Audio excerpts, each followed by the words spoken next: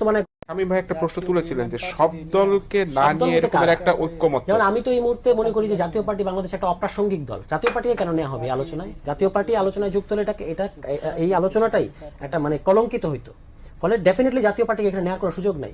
জাতীয় পার্টি যে এখন বলে যে বিএনপি, একবার বিএনপিকে বলতে চায় যে আপনারা গণতন্ত্রের স্বার্থে আমাদের পক্ষে দাঁড়ান, আরেকবার বাংলাদেশে গণতন্ত্রের জন্য বিরাট উদ্বেগ দেখায়। গত মানে এই যে 14 থেকে 24 সাল পর্যন্ত 3টা নির্বাচন হয়েছে, তখন গণতন্ত্রের প্রতি উদ্বেগ কোথায় ছিল? তখন যে বিএনপিকে ছাড়া নির্বাচন করে ফেললো আওয়ামী লীগ, সেটার সময় জাতীয় পার্টির কি ভূমিকা ছিল?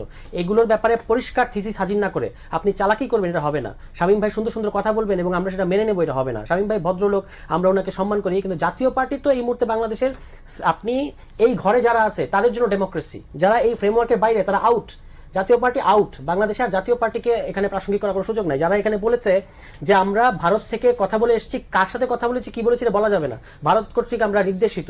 যারা 14 সালে এখানে সুজাতা সিং এসে যাদেরকে নির্বাচনে অংশ নেওয়া হয়েছে, যারা একই সাথে আওয়ামী লীগের এই ফ্যাসিবাদী ইয়ের মধ্যে আপনি বিরোধী দলে হওয়ার নাটক করছে, আবার তারা সরকারের উপদেষ্টা হয়েছে, যাদেরকে অসুস্থ বানায় গলফ ক্লাবে পাঠিয়ে দিছে, কোনো রেজিস্ট্যান্স করছেন আপনি? বাংলাদেশে জাতীয় গণতন্ত্র পুনরুদ্ধারে বা গণতন্ত্রে জাতীয় পার্টির ভূমিকা কি?